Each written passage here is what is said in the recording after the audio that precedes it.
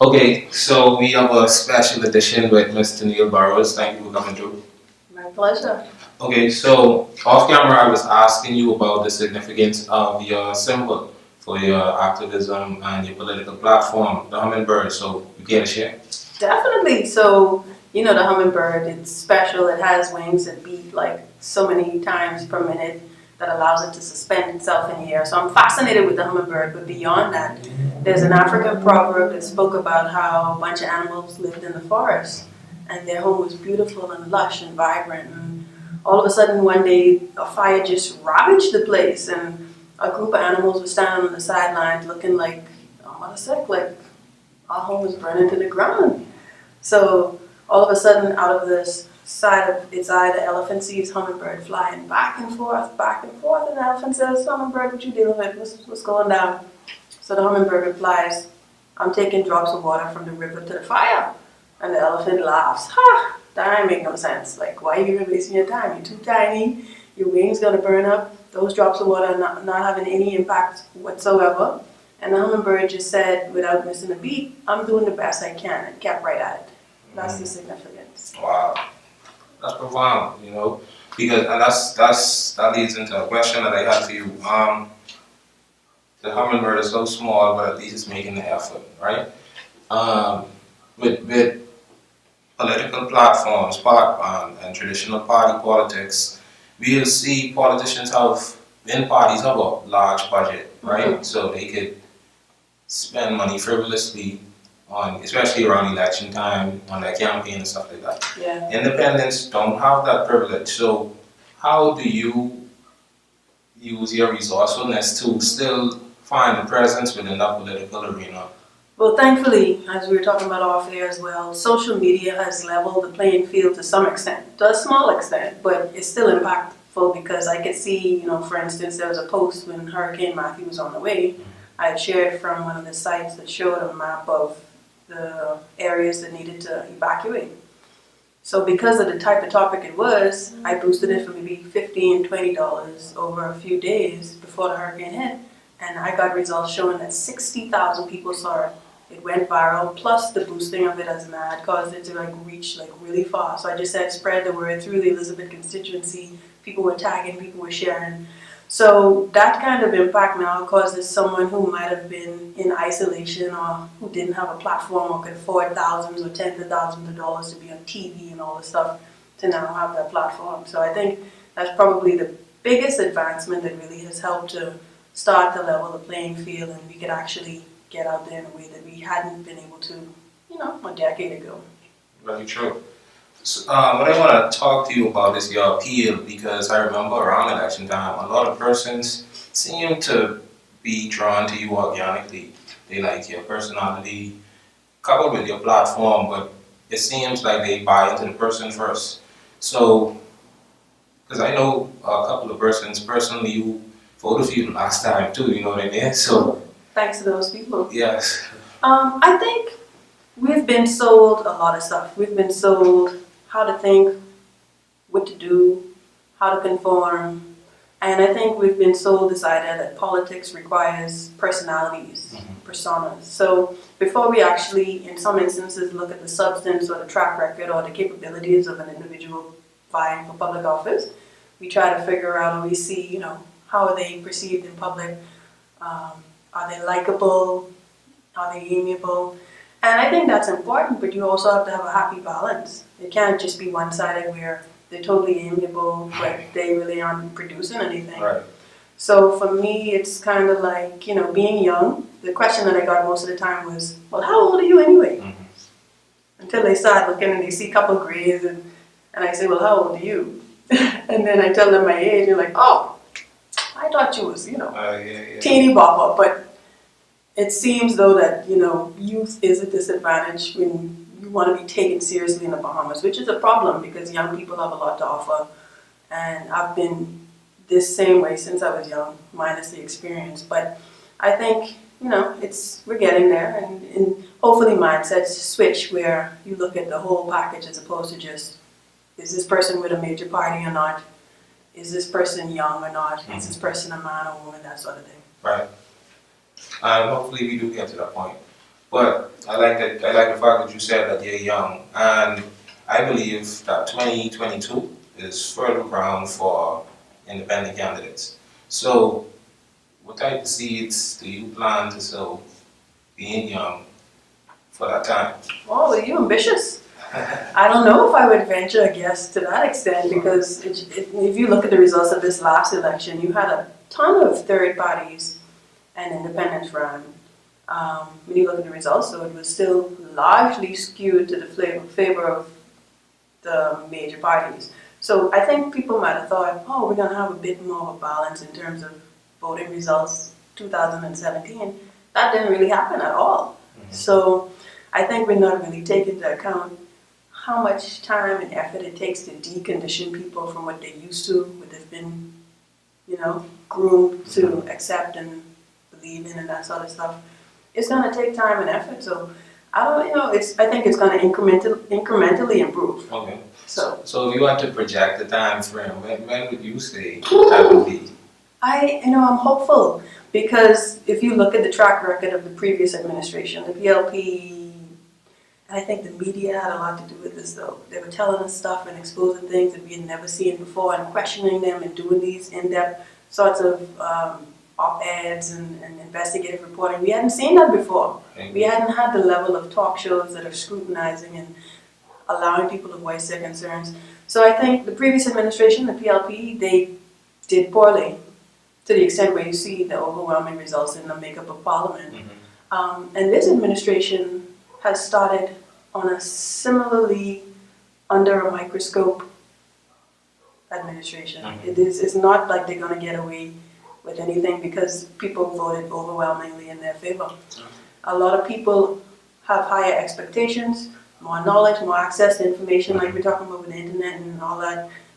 People's feet are being held to the fire a lot more. It's just we haven't really galvanized to the extent where we have a mechanism for civil society to any large degree or citizens to actively participate in the whole political process in the way that I think we should.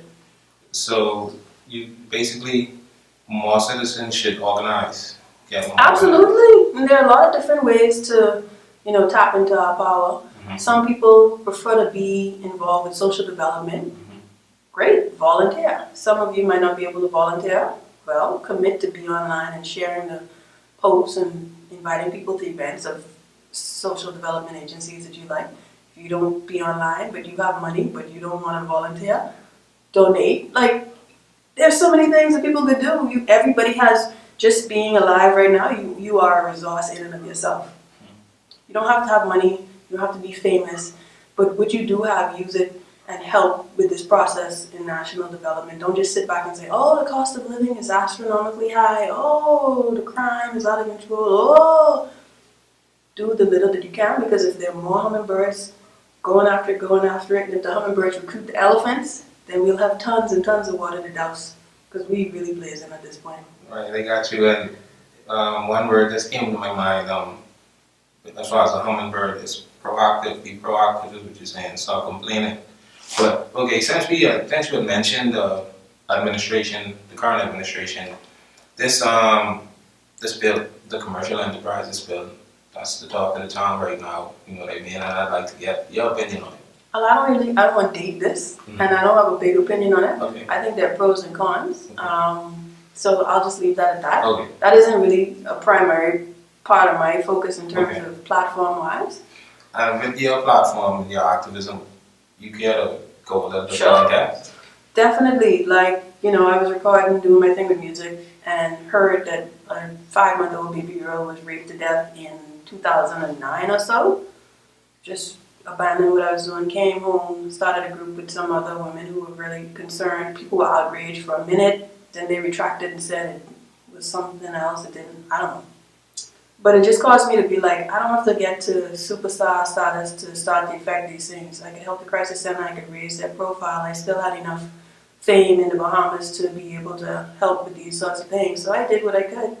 I pretty much thugged it out for a number of years and focused on that instead of music. So child protection is the biggest thing that I'm hoping for in the Bahamas. I want this to be a country where tourists and residents and Bahamian citizens alike and say that children are safe and protected and prioritized here.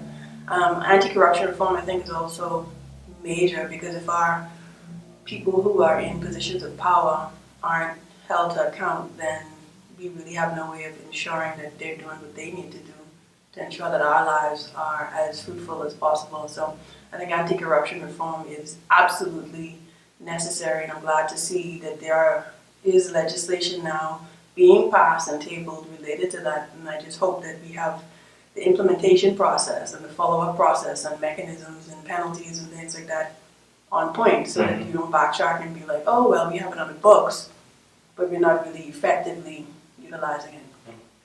So, you just mentioned the legislation, but what are some practical ways that you feel that the common man, the everyday man, could help to solve this problem of corruption in our country?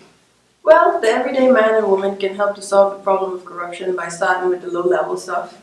We're talking about high-level corruption with government and contracts and bribes and extortion, but there's also low-level corruption where you're paying off someone to do a favor to get this thing, this government service. We could cut that out, first of all. Do things the right way, follow the right processes, toe the lines, whatever the case might be. But we also could get involved, hopefully, that there at some point will be a public consultation bill or some sort of policy implemented. We're hoping. I work with the Organization for Responsible Governance, and these are the types of things that we're pushing for, where people and citizens can actually voice their concerns, submit recommendations when bills are tabled. There's something called Citizens for Better Bahamas that have Transparency International, which is the biggest anti-corruption agency. They're about to have subsidiary status. So maybe we'll have a watchdog agency in the Bahamas where claims of victimization and things like that hopefully will be able to be addressed. And things like the ombudsman being established and integrity commission, these are all in the works in terms of the legislative agenda of this present government. So if all of these things happen, the timing is right that we could actually see something substantial in the Bahamas. And the culture just has to switch from it's okay or we just let it slide to how should it have been done? What can we do to make sure it never happens again? You know, this sort of foresight, not just thinking, oh well. Right, that's true. Everyone has to get involved on every level. Okay, so you mentioned that you had linked with some ladies after the 5-month-old rape and stuff. Where do people find these other people, these groups, these organizations that want to see change, that are proactive for change? Where do people come to find or go to find like-minded individuals? Well, the existing civil society groups like Civil Society Bahamas, which seeks to be an umbrella or facilitator for different groups in the Bahamas, exists. Citizens for Better Bahamas is one that I mentioned. You can just Google and their webpage will show up, or Facebook, or Bahamas, the Organization for Responsible Governance. There are a few who I have as go-tos because, you know, like the Bahamas Crisis Center, certain social development ones, certain anti-corruption ones, certain other types of agencies that, you know, they all have volunteer opportunities and that sort of thing. And then outside of that, there are a few grassroots groups as well that aren't registered officially or anything, but have a presence. I know that We March had its stint, and Rise Bahamas is my group that started in 2014. We're still active on social media and petitions and doing what we can again from, you know, that space to make an impact. So check out Rise Bahamas, and then a subsidiary of that is Bahamas Sexual Violence and Child Abuse Prevention, which is a closed group. But so people who are really interested in advocacy and keeping up on things can ask to join that one. So you spoke about the child abuse and the anti-corruption, right?